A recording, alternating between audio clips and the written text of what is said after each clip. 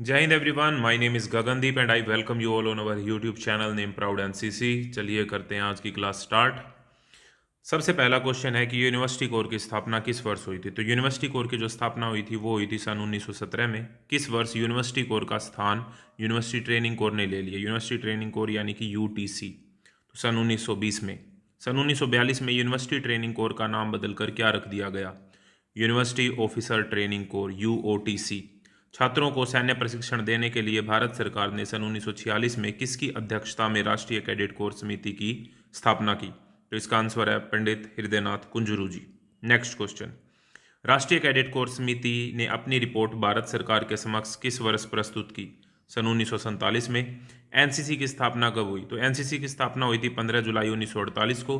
कुछ जगह पे इसका आंसर 16 जुलाई 1948 है, तो जिस हिसाब से ऑप्शन आए उस हिसाब से आप अपना आंसर लगा सकते हैं, लेकिन ऑफिशियली जो इसका करेक्ट आंसर है वो है 15 जुलाई 1948। नेक्स्ट क्वेश्चन, एनसीसी के प्रथम निदेशक कौन बने। तो एनसीसी के प्रथम निदेशक अगर आपसे पूछा जाता है तो वे बने थे कर्नल जी बैबूर जी। एनसीसी के प्रथम महानिदेशक कौन बने, वे बने थे major general R S Pental. NCC में गर्ल्स डिवीजन की स्थापना किस वर्ष हुई। सन 1949 में। एनसीसी में एयर विंग की स्थापना कब हुई। सन 1950 में। एनसीसी में नेवी विंग की स्थापना कब हुई। सन 1952 में। किस वर्ष विद्यालय के समस्त छात्रों के लिए एनसीसी का प्रशिक्षण अनिवार्य कर दिया गया था। तो सन 1963 में भारत चीन युद्ध के उपरांत समस्त छात्रों के लिए एनसीसी का प्रशिक्षण अनिवार्य कर दिया गया था। एनसीसी में छात्रों के प्रशिक्षण की अनिवार्यता को किस वर्ष समाप्त कर दिया गया था। तो सन 1968 1968 में इस अनिवार्यता को समाप्त कर दिया गया था। नेक्स्ट क्वेश्चन क्या है हमारा, नेक्स्ट क्वेश्चन है क्वेश्चन नंबर 14। क्वेश्चन नंबर 14 ये कह रहा है कि एनसीसी डे प्रतिवर्ष कब मनाया जाता है। तो नवंबर माह के चौथे रविवार को एनसीसी डे मनाया जाता है। राष्ट्रीय कैडेट कोर का ध्येय सूत्र यानी कि मोटो क्या है। मोटो है यूनिटी एंड डिसिप्लिन, एकता और अनुशासन। एनसीसी ध्वज में मुख्यतः कितने रंग होते हैं। तो 3 रंग होते हैं, 3 समान खड़ी पट्टियों में, लाल, गहरा नीला और आसमानी। यहाँ पे जो लाल रंग है वो किसको रिप्रेजेंट करता है। लाल रंग हमारी थल सेना को यानी कि इंडियन आर्मी को रिप्रेजेंट करता है। गहरा नीला रंग हमारी नौसेना यानी कि इंडियन नेवी को रिप्रेजेंट करता है। और आसमानी जो कलर है वो वायुसेना यानी कि इंडियन एयरफोर्स को रिप्रेजेंट करता है। एनसीसी के ध्वज के बीच में कितनी पंखुड़ियों वाला एक चक्कर बना होता है। तो कमल के फूलों की पंखुड़ियां होती हैं और उसका एक चक्कर बना होता है जिसमें 17 पंखुड़ियां होती हैं जो एनसीसी की डायरेक्टरेट को रिप्रेजेंट करती है। एनसीसी की कुल कितनी डायरेक्टरेट है, 17 डायरेक्टरेट है। एनसीसी ध्वज के चक्कर के बीच में क्या शब्द लिखा होता है। तो एनसीसी लिखा होता है। नेक्स्ट, एनसीसी की प्रशासनिक व्यवस्था किस मंत्रालय के अंतर्गत आती है। रक्षा मंत्रालय। अगर हम सेंट्रल लेवल की बात करें तो डिफेंस मिनिस्ट्री के अंडर आता है। स्टेट लेवल की बात करें तो एजुकेशन मिनिस्ट्री के अंडर आती है एनसीसी, यानी कि शिक्षा मंत्रालय के अंडर स्टेट लेवल पे। एनसीसी का मुख्यालय कहाँ पे है, हेडक्वार्टर है न्यू दिल्ली में। एनसीसी महानिदेशक यानी कि जो डीजी एनसीसी होते हैं वो किस रैंक के अधिकारी होते हैं, उनकी रैंक होती है लेफ्टिनेंट जनरल। एनसीसी के उप महानिदेशक किस रैंक के अधिकारी होते हैं, वो होते हैं ब्रिगेडियर या उसके समकक्ष। एनसीसी के ग्रुप कमांडर जो होते हैं वो किस रैंक के अधिकारी होते हैं, वो होते हैं कर्नल रैंक या इसके समकक्ष। एनसीसी में कुल कितनी डायरेक्टरेट है। तो एनसीसी में कुल 17 डायरेक्टरेट है। नेक्स्ट क्वेश्चन की तरफ हम मूव करते हैं, क्वेश्चन नंबर 27। क्वेश्चन नंबर 27 क्या कह रहा है कि एनसीसी में सीनियर डिवीजन एनसीसी कंपनी में कितने कैडेट होते हैं। तो सीनियर डिवीजन एनसीसी कैडेट में कुल 160 कैडेट होते हैं। जूनियर डिवीजन के एक ट्रूप में कुल 100 कैडेट होते हैं। सहयोगी एनसीसी अफसर्स यानी कि एएनओज जो होते हैं, एसोसिएट एनसीसी ऑफिसर, उनको ट्रेनिंग देने के लिए ओटीए ऑफिसर ट्रेनिंग एकेडमी कहाँ पर है। तो वो है कमटी महाराष्ट्र में। WOTA women officer training academy वो कहाँ पे है, ग्वालियर मध्य प्रदेश में। पहली बार जो एनसीसी खेल, एनसीसी स्पोर्ट्स जो है वो कौन से साल में आयोजित किए गए थे, वो किए गए थे वर्ष 1997 1997 में। नेक्स्ट क्वेश्चन, एनसीसी बी और सी का एग्जाम देने के लिए न्यूनतम कितने प्रतिशत उपस्थिति होनी चाहिए। तो 75% अटेंडेंस होना जरूरी है। एनसीसी की परीक्षा में ए ग्रेड आपको कब मिलेगी, जब आपके मार्क्स 80% या इससे ज़्यादा होंगे। बी ग्रेड आपको कब मिलती है, जब आपकी परसेंटेज 65 से तो ज़्यादा है लेकिन 80 से कम है। और सी ग्रेड आपको कब मिलती है, जब आपकी परसेंटेज 50 से ज़्यादा है लेकिन 65 से कम है। और पास होने के लिए आपको कुल मिला के 50% लेने पड़ेंगे और सब्जेक्ट वाइज 45% होने चाहिए, नहीं तो आप फेल हो सकते हैं। नेक्स्ट है यहाँ पे एनसीसी की 3 डिवीजनों के नाम बताइए। तो आपको पता है आर्मी, नेवी और एयर विंग होती हैं एनसीसी में। सेना की बात एनसीसी में सम्मान और पुरस्कार किस वर्ष प्रारंभ हुए? तो सन 1984 में, 1984 में सेना की तरह एनसीसी में भी सम्मान दिया जाने लगा। नेक्स्ट क्वेश्चन हमारा क्या कह रहा है? नेक्स्ट क्वेश्चन हमारा ये कह रहा है कि कैडेट वेलफेयर सोसाइटी की यहां पे बात हो रही है। कैडेट वेलफेयर सोसाइटी यानी कि CWS, उसकी स्थापना किस वर्ष में हुई? तो CWS कैडेट वेलफेयर सोसाइटी की स्थापना हुई थी सन 1985 में। उत्तर प्रदेश एनसीसी निदेशालय कहाँ पर है? लखनऊ में। भारतीय सेना को कुल कितनी कमानों में विभाजित किया गया? तो इंडियन आर्मी की कुल 7 कमान है। भारतीय थल सेना की दक्षिणी कमान का मुख्यालय कहाँ पे है? तो पूना महाराष्ट्र में है। भारतीय थल सेना की ट्रेनिंग कमान कहाँ पे है? तो शिमला हिमाचल प्रदेश में है। पैदल सेना जो होती है उसकी सबसे छोटी इकाई है सेक्शन।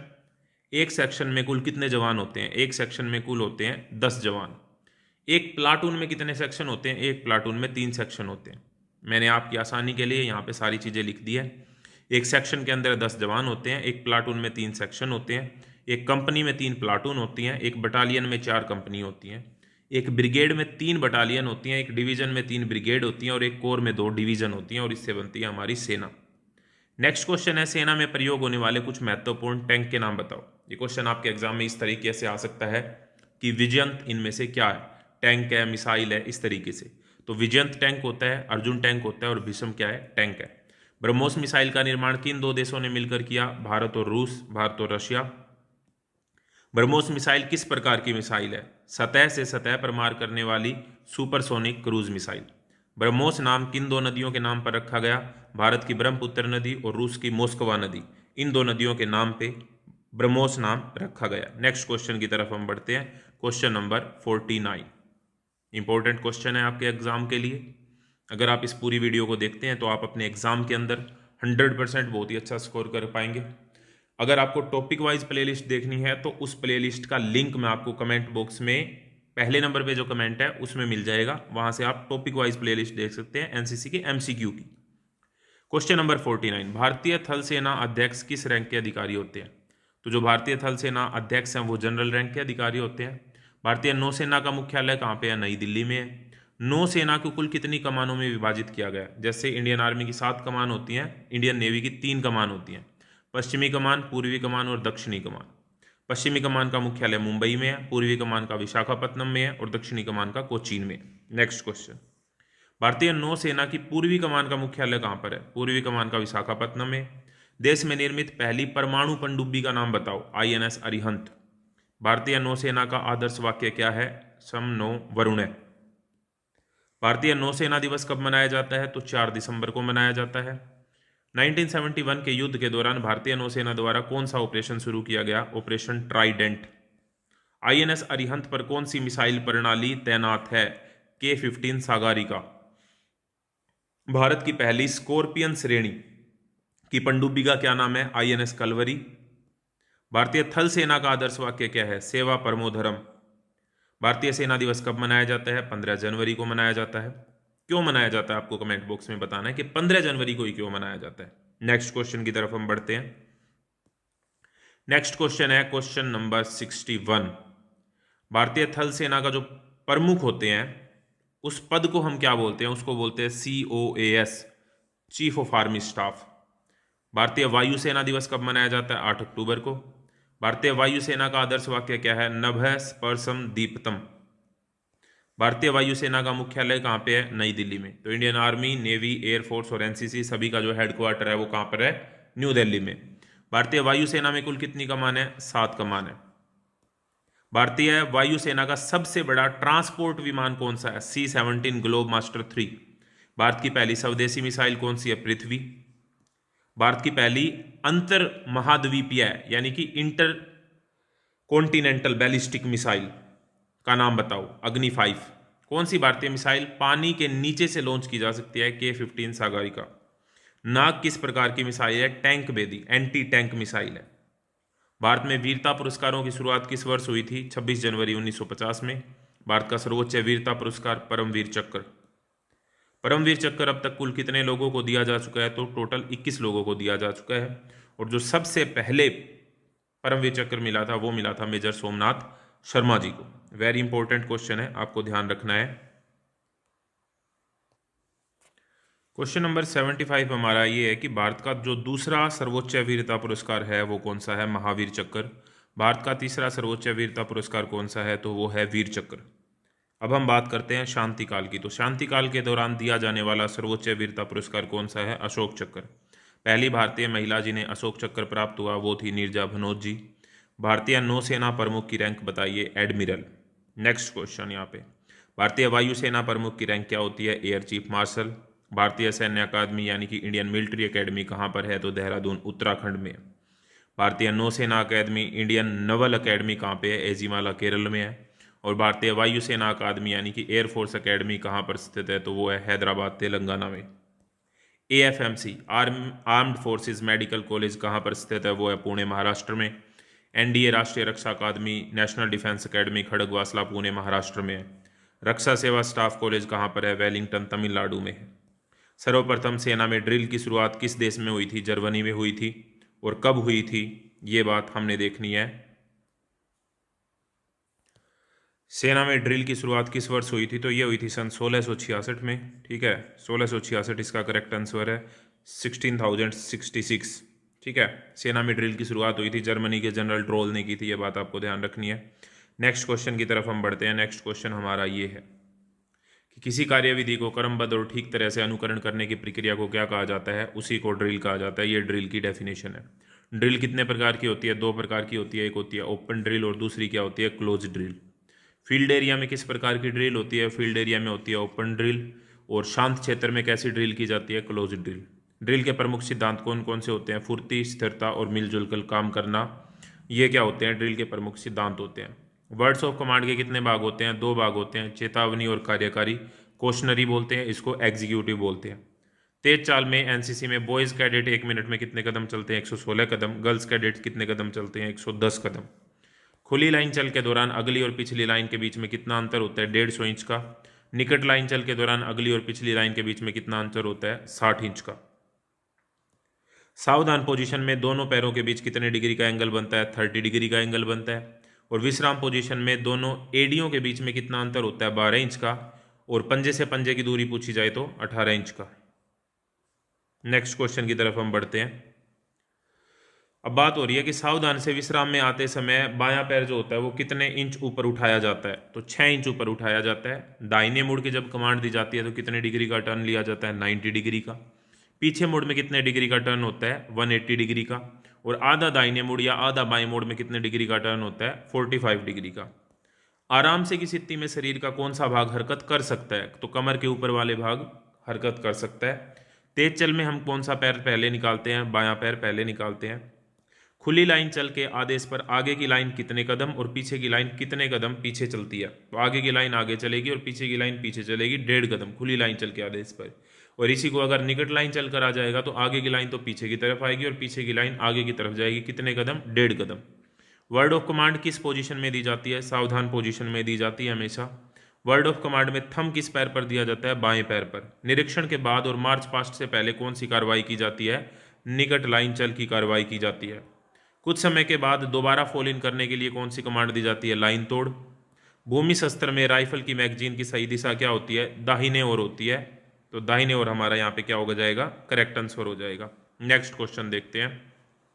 Question number 113। सज के आदेश पर दाहिना जो दर्शक होता है वो किस ओर देखता है? सामने की ओर देखता है।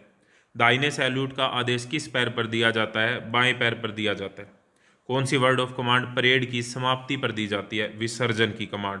तो अब आपको पता लगा होगा कि विसर्जन और लाइन तोड़ में क्या डिफरेंस होता है। आराम से आदेश किस समय दिया जाता है? जब स्क्वाड विश्राम अवस्था में हो। राष्ट्रपति के लिए गार्ड ऑफ ऑनर में कितने कैडेट होते हैं? 150 यानी कि 150 कैडेट होते हैं 3 लाइनों में। उपराष्ट्रपति और प्रधानमंत्री के लिए 100 कैडेट होते हैं 2 लाइनों में। और इसके अलावा कोई वीआईपी है तो उसके लिए 50 कैडेट होते हैं 2 लाइनों में। Next question. धीमी चाल में 1 मिनट में कितने कदम लिए जाते हैं? 70 कदम। तेज चाल में एक मिनट में कितने कदम लिए जाते हैं? 120 कदम। और दुगनी तेज चाल यानी कि डबल मार्च अगर होगा तो उसमें 1 मिनट में 180 कदम लिए जाएंगे। धीमे चल और तेज चल में कदमों की लंबाई कितनी होती है? 30 इंच होती है। और डबल मार्च में कदमों की जो लंबाई होती है वो कितनी होती है? 40 इंच होती है। Next question, question number 125। Question number 125 क्या कह रहा है? वो ये कह रहा है कि जब सभी कैडेट एक सीधी लाइन में सामने से कवर करते हुए एक दूसरे के पीछे खड़े होते हैं तो उसे क्या कहते हैं? उसे फाइल बोला जाता है। और रैंक क्या होता है? जब साइड बाय साइड खड़े होते हैं तो उसे क्या बोला जाता है? रैंक बोला जाता है। राष्ट्रीय सैल्यूट, नेशनल सैल्यूट किन्हें दिया जाता है? राष्ट्रपति और राज्य के राज्यपाल, इसके साथ में national flag. General salute major general rank और उससे ऊपर। सैल्यूट कितने प्रकार के होते हैं? हाथ के द्वारा अगर हम दे रहे हैं तो 3 प्रकार के हैं, सामने सैल्यूट, दाहिने सैल्यूट और बाएं सैल्यूट। ड्रिल के कुल कितने सिद्धांत होते हैं? तो ड्रिल के कुल 3 सिद्धांत होते हैं। फुर्ती होनी चाहिए, स्थिरता होनी चाहिए और मिलजुल कर कार्य करना। विश्राम अवस्था में पंजों के बीच में कितना अंतर होता है? तो पंजों के बीच में 18 इंच, एडी से एडी के बीच में 12 इंच, एडी से एडी बीच में 12 इंच। ये आ गया दोबारा से। पीछे मुड़ में कौन से साइड मुड़ा जाता है? कौन से साइड से मुड़ा जाता है? तो दाहिने साइड से मुड़ा जाता है। खुली लाइन चल में पीछे वाली पंक्ति कितने इंच पीछे जाती है? तो 45 इंच जाती है, या फिर 1.5 कदम हम कह सकते हैं। निरीक्षण हमेशा डैश में किया जाता है, खुली लाइन चल में किया जाता है। कैडेट्स जब सीधी लाइन में साइड बाय साइड खड़े होते हैं तो उसे क्या बोलते हैं? रैंक बोलते हैं। और आगे से एक दूसरे को कवर करते हुए खड़े होते हैं तो उसे क्या बोलते हैं? फाइल बोलते हैं। नेक्स्ट क्वेश्चन देखते हैं। नेक्स्ट क्वेश्चन है हमारा क्वेश्चन नंबर 137। क्वेश्चन नंबर 137 क्या कह रहा है? कैडेट्स जब एक के पीछे एक खड़े होकर सीधी लाइन बनाते हैं तो उसे क्या बोलते हैं? फाइल बोलते हैं। राष्ट्रीय ध्वज को कौन सा सैल्यूट दिया जाता है? राष्ट्रीय सैल्यूट यानी कि नेशनल सैल्यूट। शस्त्र द्वारा दिए जाने वाले सैल्यूट है राष्ट्रीय सैल्यूट, जनरल सैल्यूट और सलामी शस्त्र। गार्ड माउंटिंग जो होती है उसमें कितने कैडेट भाग लेते हैं? 8 कैडेट भाग लेते हैं 2+6 में। तेज चाल में हम 1 मिनट में कितनी दूरी पार करते हैं? 100 गज। दुगनी तेज चाल में 1 मिनट में कितनी दूरी तय होती है? 200 गज। खुली लाइन चल और निकट लाइन चल में बीच वाली पंक्ति कौन सी हरकत करती है? बीच वाली पंक्ति कोई हरकत नहीं करती, वो अपनी जगह पर खड़ी रहती है आराम से। गार्ड हमेशा कितने रैंक में होती है? तो गार्ड हमेशा 2 रैंक में होती है। एनसीसी में सीनियर डिवीजन के एएनओज की रैंक क्या होती है? लेफ्टिनेंट से मेजर होती है। एएनओ की फुल फॉर्म होती है एसोसिएटेड एनसीसी ऑफिसर। बाकी जो फुल फॉर्म अगर आपको देखनी है तो वो जो प्लेलिस्ट है हमारी जिसके अंदर सारे टॉपिक वाइज आपको एनसीसी के एमसीक्यू दे रखे होते हैं, उसमें एक वीडियो मैंने स्पेशल फुल फॉर्म के ऊपर बना रखी है, तो वो आप देख सकते हैं। सारी फुल फॉर्म आपकी क्लियर हो जाएंगी। नेक्स्ट यहाँ पे एनसीसी में सबसे बड़ी रैंक कौन सी है? तो सबसे बड़ी रैंक होती है सीनियर अंडर ऑफिसर। एनसीसी में जो सीईओ होते हैं, हमारे कमांडिंग ऑफिसर होते हैं, उनकी रैंक क्या होती है? या तो कर्नल होंगे या फिर लेफ्टिनेंट कर्नल होंगे। एएनओ की फुल फॉर्म क्या होती है? Associate NCC officer. Next question, NCC में जो पढ़ने वाले स्टूडेंट होते हैं उनको क्या बोला जाता है? आपको पता है कि सबसे जो बेसिक रैंक होती है वो होती है कैडेट। आंध्र प्रदेश और तेलंगाना एनसीसी निदेशालय का मुख्यालय है सिकंदराबाद में। इंपॉर्टेंट क्वेश्चन है। जब जमीनी इलाके को किसी निश्चित अनुपात में और आकृतियों को चिन्हों द्वारा कागज या कपड़े पर उतारा जाता है तब वह क्या कहलाता है? मैप या मानचित्र कहलाता है। मानचित्र पर समस्त जलीय आकृतियों के लिए किस रंग का प्रयोग किया जाता है? नीले रंग का प्रयोग किया जाता है। वनस्पति को दर्शाने के लिए हरे रंग का प्रयोग किया जाता है। और समुद्र तल से समान ऊंचाई वाले बिंदुओं को जोड़ने के लिए, यानी कि जो जिनकी बराबर हाइट होती है, उनको समुच्चय रेखाएं बोला जाता है या फिर कंटूर लाइंस बोला जाता है। कृषि वाली भूमि को दर्शाने के लिए मानचित्र पर पीले रंग का प्रयोग किया जाता है और धरातलीय आकृतियों को दर्शाने के लिए भूरे रंग का प्रयोग किया जाता है। मानव निर्मित वस्तुओं को दर्शाने के लिए काले तथा लाल रंग का प्रयोग किया जाता है मैप के ऊपर। Question number 158। क्वेश्चन नंबर 158 क्या कह रहा है कि धरातल पर 2 निश्चित स्थानों के बीच धीरे धीरे या एकदम होने वाली प्राकृतिक उतराई एवं चढ़ाई को क्या कहा जाता है? ढलान बोलते हैं उसको। मानचित्र पर दक्षिण से उत्तर की तरफ जो रेखाएं होती हैं, ग्रिड रेखाएं, उन्हें ईस्टिंग लाइन बोला जाता है। मानचित्र पर विभिन्न प्राकृतिक और कृत्रिम संरचनाओं को दर्शाने वाले संकेतों को क्या कहते हैं? पारंपरिक संकेत बोला जाता है, कन्वेंशनल साइंस। कार्डिनल पॉइंट कितने होते हैं? 4 होते हैं, पूर्व, पश्चिम, उत्तर और दक्षिण। नाइट मार्च चार्ट में पहुंचने का स्थान चार्ट में कहां पर लिखा होता है? तो जो पहुंचने का स्थान होता है वो ऊपर लिखा होता है।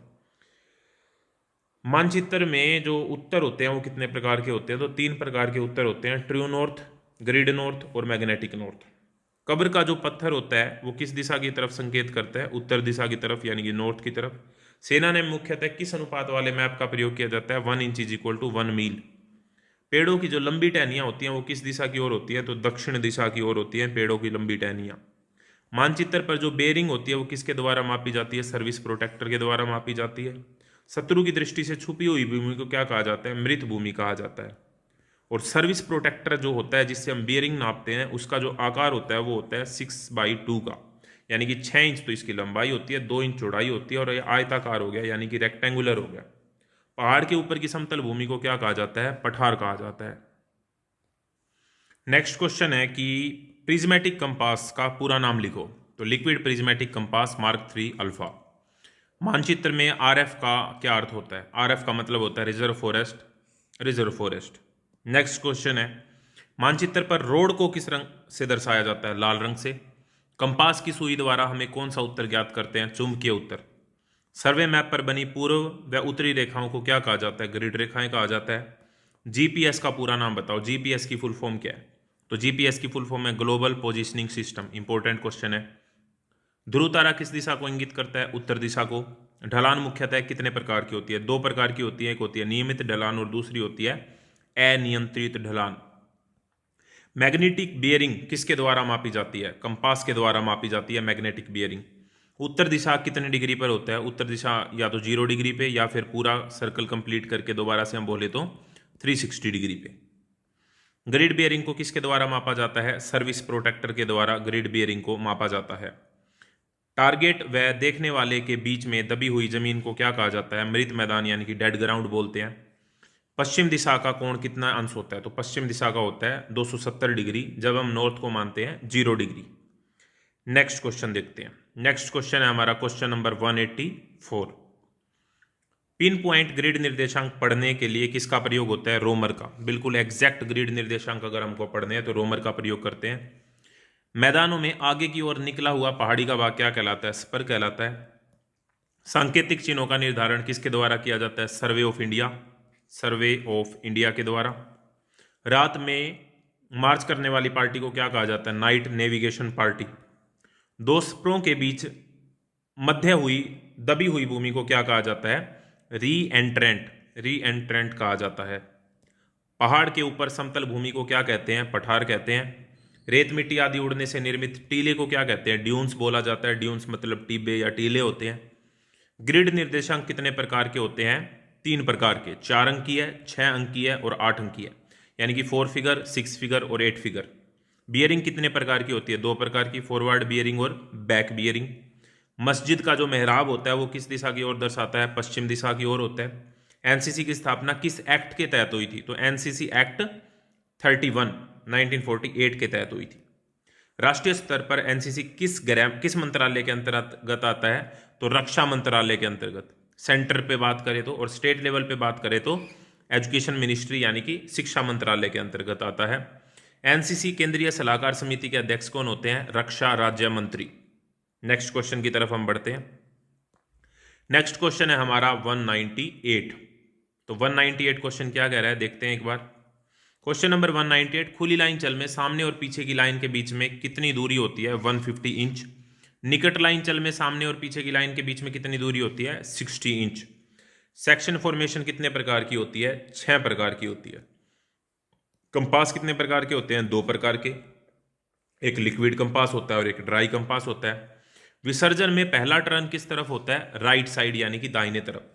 दाहिने बाएं आगे या पीछे चल में ज़्यादा से ज़्यादा कितने कदम होते हैं? मैक्सिमम हम 3 कदम में कमांड को कंप्लीट कर लेते हैं। सावधान पोजीशन में राइफल किस हाथ में होती है? दाहिने हाथ में। आराम से पोजीशन में राइफल कहाँ होती है? राइफल का बट दाहिने पांव के साथ में होता है और राइफल आगे की तरफ झुकी हुई होती है जब आराम से की कमांड होती है तब। भूमि शस्त्र में राइफल का बैरल किस तरफ होता है? आगे की तरफ होता है बैरल। हाथ की सहायता से हम कितने डिग्री तक माप सकते हैं? मैक्सिमम तो 19 डिग्री तक माप सकते हैं हाथ की सहायता से। लड़ाई के मैदान में कमांडर व ट्रूप्स का कैसा मिलान होना चाहिए? नजरी मिलाप होना चाहिए, आई कांटेक्ट होना चाहिए। भूमि की कोई रचना जो शत्रु की दृष्टि से सुरक्षा प्रदान करती है उसे क्या बोलते हैं? कवर बोलते हैं। कवर हमारे 2 तरह के हो सकते हैं, एक नेचुरल हो सकता है, एक मैन मेड हो सकता है। हम खुद भी बना सकते हैं, कोई नेचुरल चीज़ है उसके पीछे भी आड़ या कवर ली जा सकती है। अब वैसे अगर देखा जाए तो आड़ कितने प्रकार की होती है? 2 प्रकार की होती है। एक नजरी आड़ यानी कि नज़र से बचने के लिए, एक फायर से आड़ यानी कि जिसमें बुलेट से बचा जा सके। वे आकृतियां जो शत्रु की नज़र से बचाती है उसे नजरी आड़ बोलते हैं। वे आकृतियां जो फायर एवं नज़र दोनों से बचाती हैं उसे कवर फ्रॉम फायर यानी कि फायर से आड़ बोलते हैं। कम प्रकाश में दूरी मापी जाती है अधिक, जब भी रोशनी कम होगी तो हम दूरी नापने लगेंगे तो हम अधिक माप लेंगे। आंख का सबसे अधिक आकर्षित क्या करती है? आंख को मूवमेंट, जो हरकत होती है वो आंख को सबसे अधिक आकर्षित करती है। युद्ध में कंसीलमेंट का मुख्य उद्देश्य क्या है? छिपकर हमला करना। कितनी दूरी तक शरीर के सभी अंग स्पष्ट रूप से दिखाई देते हैं? 200 गज की दूरी तक सभी अंग स्पष्ट रूप से दिखाई देते हैं। जब टारगेट किसी ऊंची जगह पर हो तब दूरी कैसी मापी जाती है? कम मापी जाती है। दूरी का अंदाजा लगाने की इस विधि में टारगेट की अधिकतम और न्यूनतम दूरी का अनुमान लगाकर उसका औसत निकाल लेते हैं। ब्रैकेटिंग मेथड के अंदर ऐसा होता है। दूरी के अनुसार जमीन को कितने भागों में बांटा गया? 3 भागों में बांटा गया। अगर भूमि होती है 300 गज तक, मध्य दूरी होती है 500 गज तक, और जब से ज्यादा दूरी क्या होती है? 500 गज से अधिक। अगर भूमि कितने गज तक होती है? 300 गज तक होती है। नेक्स्ट क्वेश्चन पे चलते हैं, क्वेश्चन नंबर 221। कौन सा क्वेश्चन नंबर है? 221। क्या कह रहा है क्वेश्चन नंबर 221? देखते हैं एक बार। दुश्मन पर छिपी हुई स्थिति में अचानक आक्रमण करना क्या कहलाता है? उसको बोलते हैं एम्बुश। सैनिकों की वह टुकड़ी जो दुश्मन की जानकारी प्राप्त करती है उसे क्या कहते हैं? पेट्रोल। किसी ऑपरेशन को शुरू करने के लिए जो दिन निश्चित होता है उसे बोलते हैं डी डे, और जो आवर होता है उसे बोलते हैं एच आवर। ग्रिड शब्द में आई से क्या तात्पर्य है? इंडिकेशन। ग्रिड पूरे की फुल फॉर्म ही देख लो यहाँ पे।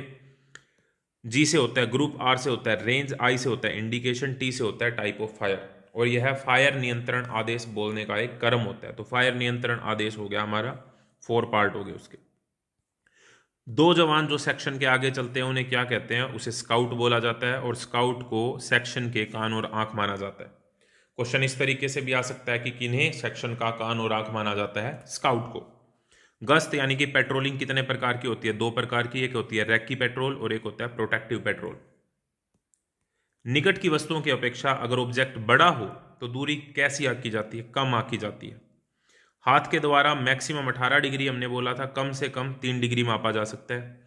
सेक्शन फॉर्मेशन 6 प्रकार की होती है, और प्लाटून फॉर्मेशन 3 प्रकार की होती है, ध्यान रखना। Next question, question number 232। तो 232 यानी कि 232। क्वेश्चन क्या कह रहा है? फायर ऑर्डर कितने प्रकार के होते हैं? 3 प्रकार के होते हैं। योजना फायर आदेश, फायर निर्देशन आदेश और फायर नियंत्रण आदेश। दूरी का अनुमान लगाने की कितनी विधियां हैं? 6 विधियां हैं दूरी का अनुमान लगाने की। बैटल ड्रिल कितने प्रकार की होती है? 4 प्रकार की होती है बैटल ड्रिल, जिसे हम रोफ्ट से रिप्रेजेंट कर सकते हैं। आर से रैकी, ओ से ऑर्डर, एफ से फायरिंग, टी से ट्रांसपोर्ट। मौका और तैयारी किसके 2 प्रकार है? एम्बुश के। तो मौके का एम्बुश और तैयारी का एम्बुश। युद्ध के मैदान में हाथ से, सीटी से या शस्त्र की सहायता से दिए जाने वाला सांकेतिक आदेश फील्ड सिग्नल कहलाता है। भूमि और शस्त्र को अपनी सुविधा अनुसार उपयोग करने की कला को फील्ड क्राफ्ट बोला जाता है। फील्ड में कैमोफ्लाज जो होता है उसका मुख्य उद्देश्य होता है आसपास के साथ में मेल खाने के लिए। और चाल होती है हमारी 2 प्रकार की, विद और विदाउट वेपन, यानी कि एक शस्त्र के बिना और एक शस्त्र के साथ। फील्ड सिग्नल किसके अंतर्गत आते हैं? युद्ध कला के अंतर्गत आते हैं। बंद मुट्ठी से हम 8 डिग्री माप सकते हैं। एनडीआरएफ की जो फुल फॉर्म होती है वो होती है नेशनल डिजास्टर रिस्पॉन्स फोर्स। और आपदाएं जो होती हैं वो 2 प्रकार की होती हैं, एक होती है प्राकृतिक और दूसरी होती है मानव निर्मित। भूकंप की जो तीव्रता मापी जाती है वो रिक्टर स्केल में मापी जाती है, और इसका जो उपकरण होता है, इंस्ट्रूमेंट होता है, उसको हम सिस्मोग्राफ बोलते हैं। नेक्स्ट क्वेश्चन हमारा क्वेश्चन नंबर 246। सुनामी किसके कारण उत्पन्न होती है? समुद्र में भूकंप के कारण। पहाड़ियों से मिट्टी व चट्टान का गिरना क्या कहलाता है? भूस्खलन यानी कि लैंडस्लाइड बोला जाता है इसको। दुर्घटना के तुरंत बाद दी गई सहायता को क्या कहा जाता है? फर्स्ट एड यानी कि प्राथमिक उपचार। रक्तदान के लिए न्यूनतम आयु यानी कि ब्लड डोनेट करने के लिए मिनिमम एज कितनी होनी चाहिए? 18 वर्ष। जब कोई बांध टूट जाए यानी कि डैम टूट जाए तो वो किस प्रकार की आपदा है? मानव निर्मित, क्योंकि बनाया किसने? वो मानव ने। सीपीआर की फुल फॉर्म क्या है? कार्डियो पल्मोनरी रेस्क्यूटाइजेशन, सीपीआर की फुल फॉर्म होती है। फायर एक्सटिंग्विशर में मुख्यतः किस गैस का, यानी कि आग बुझाने के लिए जो फायर एक्सटिंग्विशर होता है उसमें किस गैस का प्रयोग होता है? कार्बन डाइऑक्साइड का प्रयोग होता है। राष्ट्रीय स्तर पर आपदा प्रबंधन किस मिनिस्ट्री के अंडर आता है? जैसे हमारी एनसीसी डिफेंस मिनिस्ट्री के अंडर आती है नेशनल लेवल पे, उसी तरीके से जो आपदा प्रबंधन है वो गृह मंत्रालय के अंतर्गत आता है। अंतर्राष्ट्रीय आपदा न्यूनीकरण दिवस कब मनाया जाता है? 13 अक्टूबर को। एनडीआरएफ यानी कि नेशनल डिजास्टर जो हमारी फोर्स होती है एनडीआरएफ की, उसकी जो स्थापना हुई थी वो हुई थी सन 2006 में, और एनडीआरएफ दिवस मनाया जाता है 19 जनवरी को। नेक्स्ट क्वेश्चन, आपदा के दौरान किसकी प्राथमिकता सबसे अधिक होती है? तो मानव जीवन सबसे मेन इंपॉर्टेंस की बात है। चक्रवात की गति को मापने के लिए किस यंत्र का प्रयोग किया जाता है? एनीमोमीटर। और भूकंप की तीव्रता मापने के लिए किस यंत्र का प्रयोग किया जाता है? सिस्मोग्राफ। और स्केल कौन सा होता है? रिक्टर स्केल होता है। कौन सा स्केल होता है? Richter scale. नेक्स्ट क्वेश्चन पे बढ़ते हैं हम। क्वेश्चन है हमारा 260। क्वेश्चन क्या कह रहा है कि एनडीएमए की फुल फॉर्म बताओ। एनडीएमए होती है national disaster management authority. Bharat के सबसे ज्यादा साइक्लोन किस तरफ आते हैं? पूर्वी भारत में। एनडीएमए का मुख्यालय है न्यू दिल्ली में। भूकंप के समय सबसे सुरक्षित स्थान कौन सा होता है? खुला मैदान। भारत सरकार ने आपदा प्रबंधन अधिनियम को कब लागू किया? सन 2005 में। सुनामी के समय समुद्र का क्या व्यवहार होता है? समुद्र में पानी घटने लग जाता है। आपदा प्रबंधन में प्राथमिक कार्य क्या होता है? बचाव करना। आपदा के समय सबसे तेज सहायता कौन प्रदान करते हैं? स्थानीय समुदाय। जलियांवाला बाग हत्याकांड कब हुआ था? 13 अप्रैल 1919 को हुआ था। महात्मा गांधी जी को सबसे पहले महात्मा किन्होंने बोला था? रविंद्रनाथ टैगोर जी ने बोला था। भारतीय राष्ट्रीय कांग्रेस की स्थापना हुई थी सन 1885 1885 में। भारत के तटीय राज्य यानी कि कोस्टल रीजन के जो राज्य हैं वो कितने हैं? 9। भारत की सबसे लंबी तटरेखा है गुजरात की, 1600 किलोमीटर है लगभग। कौन सा बंदरगाह क्वीन ऑफ अरेबियन सी के नाम से जाना जाता है? तो कोचीन को क्वीन ऑफ अरेबियन सी के नाम से जाना जाता है। भारत की तटरेखा की कुल लंबाई कितनी है? 7516 किलोमीटर, 7516 किलोमीटर। नेक्स्ट क्वेश्चन की तरफ हम बढ़ते हैं। Question number 275। क्वेश्चन नंबर 275 में क्या लिखा है कि भारत का जो पूर्वी तट है उसको किस नाम से जाना जाता है? कोरोमंडल तट। भारत का सबसे बड़ा प्राकृतिक बंदरगाह है मुंबई बंदरगाह।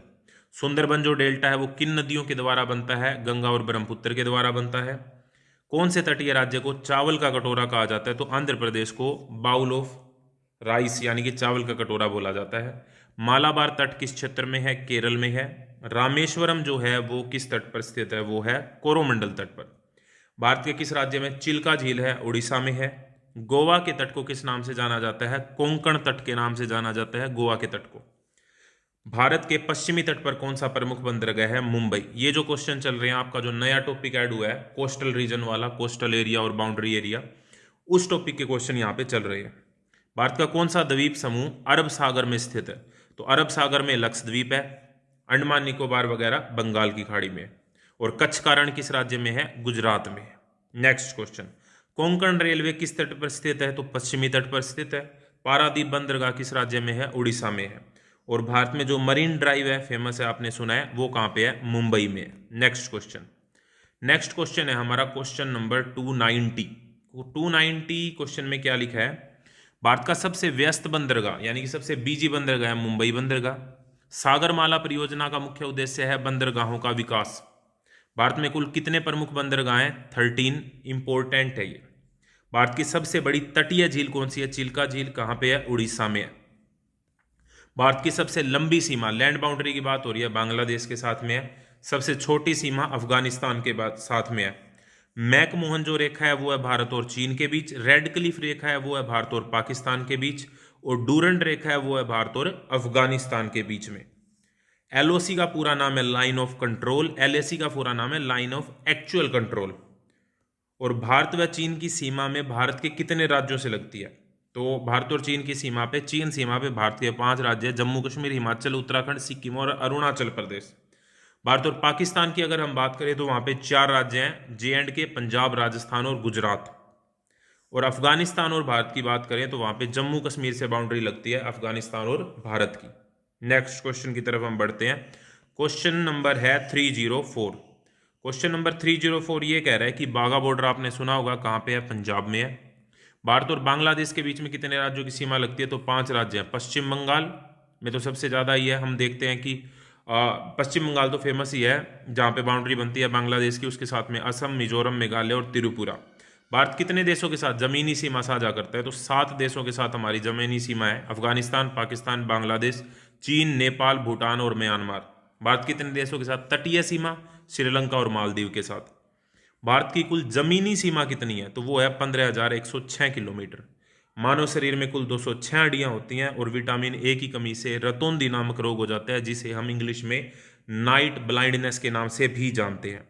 स्वस्थ मनुष्य का जो सामान्य ब्लड प्रेशर होता है, रक्तचाप, वो होता है 120 और 80। पीलिया रोग लीवर को प्रभावित करता है। डेंगू बुखार मच्छर के काटने से होता है और उस मच्छर का नाम है एडीज मच्छर।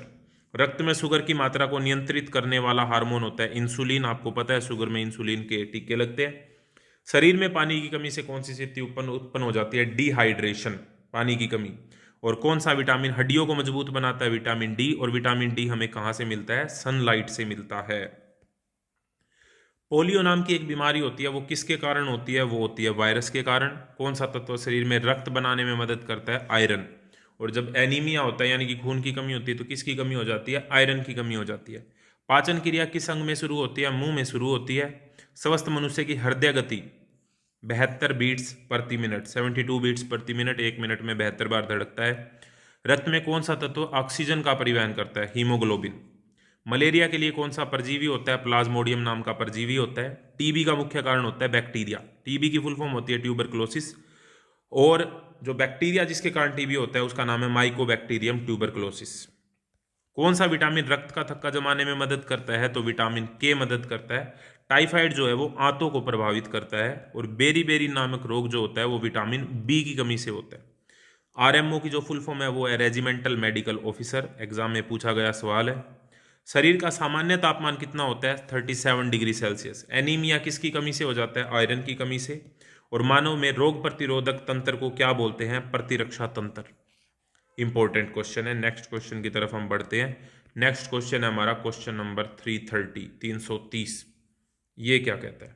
लाल रक्त कोशिकाओं का जीवन काल यानी कि आरबीसी का जो लाइफ स्पैन होता है वो कितना होता है? 120 दिन। शरीर की सबसे बड़ी ग्रंथि होती है यकृत या लीवर। लेकिन अगर अंग पूछा जाए तो वो होता है त्वचा। स्वच्छता दिवस 2 अक्टूबर को मनाया जाता है। सर्दी और खांसी के लिए मुख्य वायरस है राइनो वायरस। स्वस्थ मनुष्य के रक्त का जो पीएच होता है वो होता है 7.4। शरीर में प्रतिरोधक क्षमता बढ़ाने वाला विटामिन कौन सा है? Vitamin C. मानव शरीर का सबसे बड़ा अंग होता है त्वचा। और रक्तचाप को किस उपकरण से मापा जाता है? ब्लड प्रेशर के लिए स्फिग्नोमैनोमीटर का यूज किया जाता है। अब बात हम करते हैं लीडरशिप की। तो लीडरशिप जो होती है वो बेसिकली 3 प्रकार की होती है। हथेलियां नीचे करके हाथ मिलाना डर को बताता है। एनजीओ की फुल फॉर्म होती है non governmental organisation. Next question हमारा यहाँ पे, पर्यावरण संरक्षण अधिनियम भारत में कब लागू हुआ? सन 1986 में। भारत में वन महोत्सव हर वर्ष मनाया जाता है 1 जुलाई से 7 जुलाई के बीच। सौर ऊर्जा किस तरह का ऊर्जा स्रोत है? तो नवीकरणीय ऊर्जा। 2 तरह की ऊर्जा स्रोत होते हैं, एक होते हैं नवीकरणीय, एक होते हैं अनवीकरणीय। नेक्स्ट क्वेश्चन की तरफ हम बढ़ते हैं। Question number 344। क्वेश्चन नंबर 344 में क्या लिखा है? वायु प्रदूषण को मापने के लिए किसका उपयोग किया जाता है? Air quality index. आजकल आप इसका नाम बहुत ज्यादा सुनते होंगे। भारत में सबसे बड़ा बायोस्फीयर जो रिजर्व है वो कौन सा है? सुंदरबन। अपशिष्ट प्रबंधन वेस्ट मैनेजमेंट का सबसे प्रभावी तरीका है पुनर्चक्रण यानी कि रिसाइकल करना। और पृथ्वी दिवस कब मनाया जाता है? 22 अप्रैल को मनाया जाता है पृथ्वी दिवस। 22 मार्च को मनाया जाता है जल दिवस। और 22 मई को मनाया जाता है बायोडाइवर्सिटी डे। कौन सी गैस मुख्यतः ग्रीन हाउस प्रभाव के लिए जिम्मेदार है? मुख्यतः CO2 जिम्मेदार है। कार्बन क्रेडिट किससे संबंधित है? ग्रीन हाउस गैसेस से। ओजोन जो होती है O3 वो हमें किससे बचाती है? यूवी रेज यानी कि अल्ट्रावायलेट रेज, पराबैंगनी किरणों से हमें बचाती है। वायुमंडल में सबसे अधिक मात्रा में कौन सी गैस है? नाइट्रोजन है, लगभग 76% है। जल प्रदूषण का मुख्य कारण क्या है? औद्योगिक कचरा। किस गैस को स्वच्छ ईंधन माना जाता है? हाइड्रोजन को। भारत का पहला बायोस्फीयर रिजर्व कौन सा है? नीलगिरी। वन्यजीव संरक्षण अधिनियम 1972 में लागू हुआ था। मृदा प्रदूषण का जो मुख्य स्रोत है वो है रासायनिक उर्वरक जो यूज किए जाते हैं खेती के अंदर, वो मृदा प्रदूषण का मुख्य स्रोत है। Question number 357। क्वेश्चन नंबर 357, जलवायु परिवर्तन जो हो रहा है उसका मुख्य कारण क्या है? उसका मुख्य कारण है प्रदूषण। भारत में चिपको आंदोलन वनों की कटाई को रोकने से संबंधित है। रेड डाटा बुक जो है वो लुप्त प्राय प्रजातियों के बारे में पता लगता है। उसके अंदर उनको जो प्रजातियां एक्सटिंक्ट हैं, हो गई हैं या होने वाली हैं, उनके बारे में रेड डाटा बुक के अंदर लिखा जाता है। साइलेंट वैली परियोजना केरला में है। कौन सी गैस अम्लीय वर्षा का मुख्य कारण है यानी कि एसिडिक रेन के लिए? तो sulphur dioxide, SO2।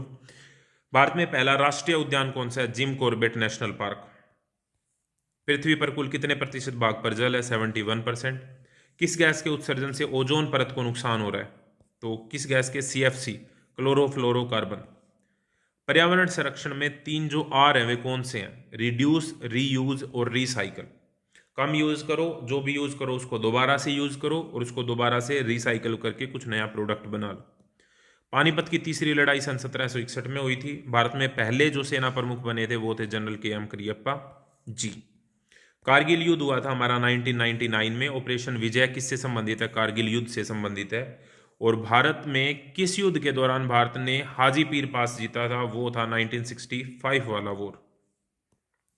Question number 371, एक ऑपरेशन था जिसका नाम था ऑपरेशन स्माइलिंग बुद्धा। वो किससे संबंधित है? पोखरण में परमाणु परीक्षण किया था 1974 में, उससे संबंधित है। कारगिल जब युद्ध हुआ था तो उस समय भारत के प्रधानमंत्री थे श्री अटल बिहारी वाजपेयी जी। ऑपरेशन पोलो या हैदराबाद को मिलाने से संबंधित, भारत ने किस युद्ध में ताशकंद समझौता हुआ था?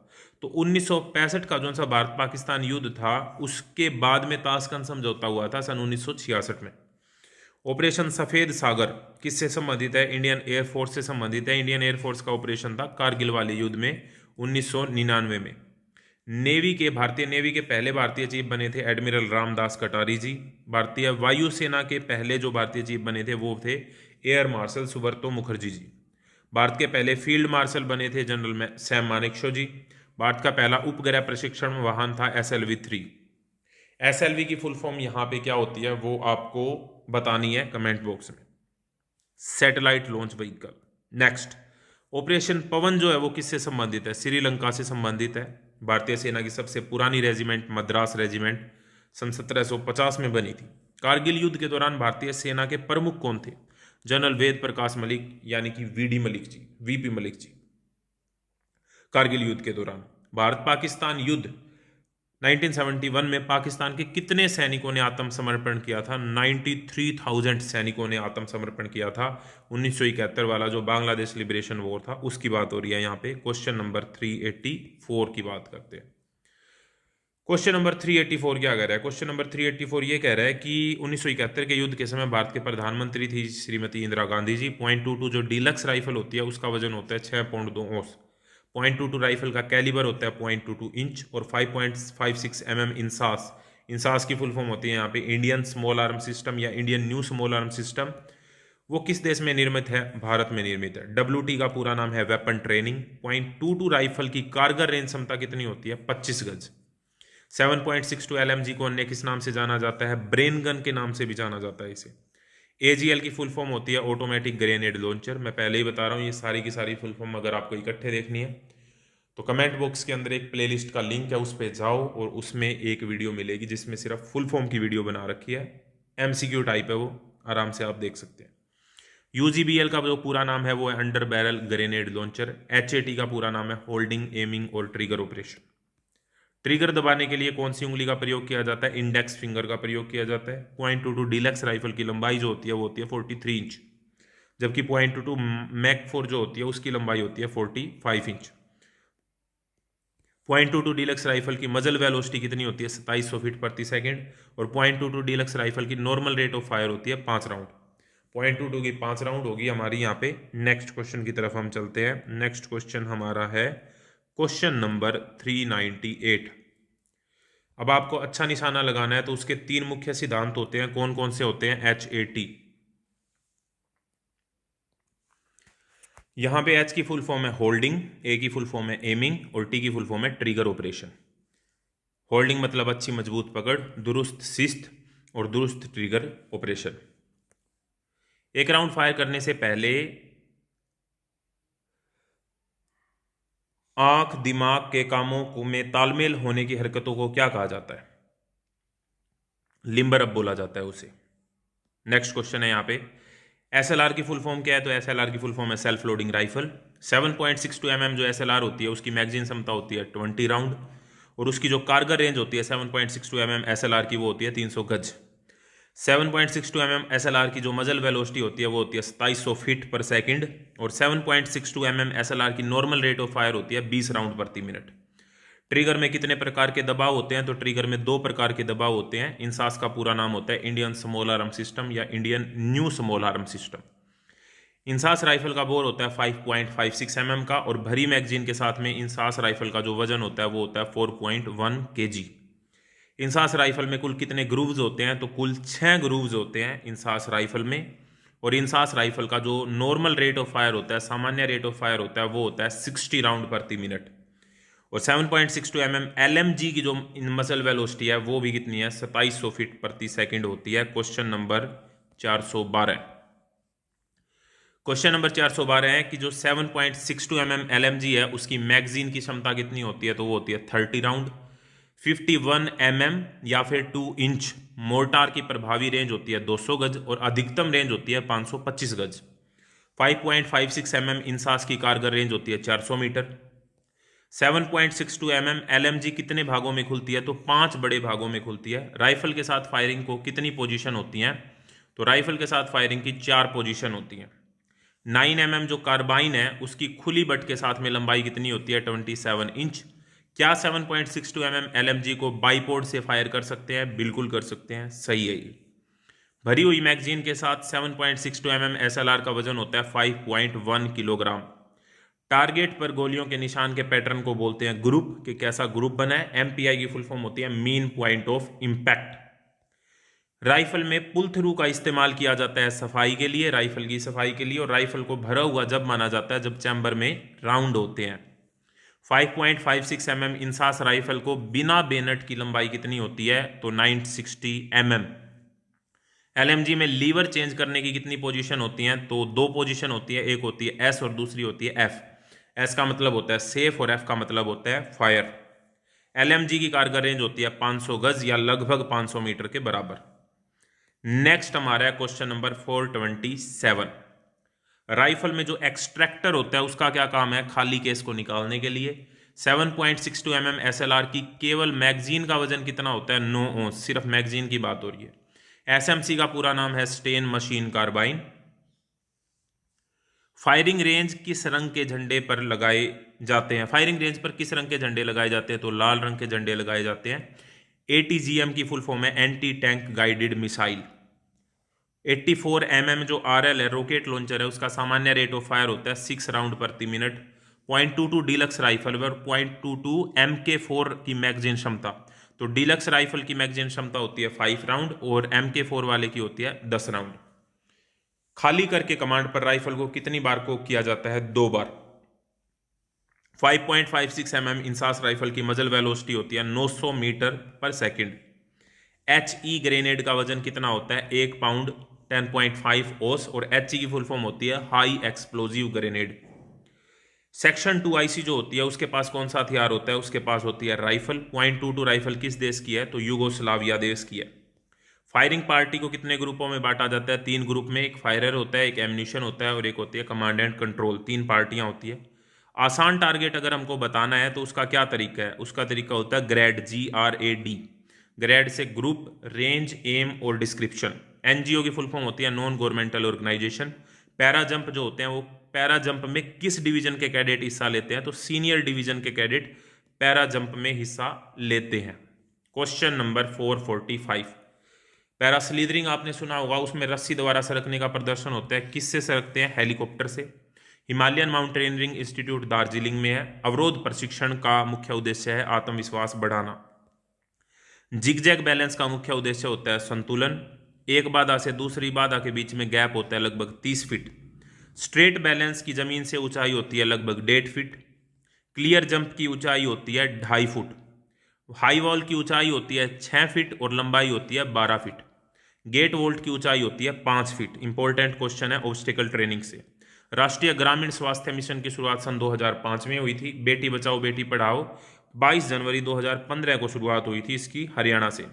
राष्ट्रीय युवा दिवस 12 जनवरी को मनाया जाता है, और नाबार्ड का मुख्य कार्य होता है ग्राम का विकास करना, ग्रामीण विकास करना। मानवाधिकार दिवस 10 दिसंबर को मनाया जाता है। राष्ट्रीय ग्रीन ट्रिब्यूनल की स्थापना हुई थी सन 2010 में। यह पर्यावरण से रिलेटेड क्वेश्चन है। नेक्स्ट क्वेश्चन हमारा, बाल श्रम अधिनियम किस वर्ष लागू हुआ? 1986 में। भारत में सबसे ज्यादा वन है मध्य प्रदेश में। राष्ट्रीय शिक्षा नीति NEP 2020 का उद्देश्य है गुणवत्तापूर्ण शिक्षा। अंतर्राष्ट्रीय महिला दिवस 8 मार्च को मनाया जाता है। विश्व पर्यावरण दिवस 5 जून को मनाया जाता है। प्रधानमंत्री उज्ज्वला योजना का संबंध है गैस कनेक्शन देने से। और भारत में कितने स्तरीय पंचायती राज प्रणाली है? तो 3 स्तरीय पंचायती राज प्रणाली है। विश्व जनसंख्या दिवस मनाया जाता है 11 जुलाई को। महात्मा गांधी राष्ट्रीय रोजगार गारंटी योजना किससे संबंधित है? 100 दिन के रोजगार से संबंधित है। भारत में ग्रामीण महिलाओं के लिए कौन सा संगठन स्वयं सहायता समूह काम करता है? पीआई स्टाफ की फुल फॉर्म होती है परमानेंट इंस्ट्रक्टर स्टाफ। सीओ की फुल फॉर्म होती है कमांडिंग ऑफिसर। सीएसडी की फुल फॉर्म होती है कैंटीन स्टोर डिपार्टमेंट। आईईडी की फुल फॉर्म होती है इम्प्रोवाइज्ड एक्सप्लोजिव डिवाइस। और एसपीजी की फुल फॉर्म होती है special protection group. Next question की तरफ हम बढ़ते हैं और नेक्स्ट क्वेश्चन हमारा है क्वेश्चन नंबर 475। डीडीजी की फुल फॉर्म होती है डिप्टी डायरेक्टरेट जनरल। डीजीएमओ की फुल फॉर्म होती है director general of military operation. INS की फुल फॉर्म है इंडियन नेवल शिप। जेसीओ की फुल फॉर्म है जूनियर कमीशन्ड ऑफिसर।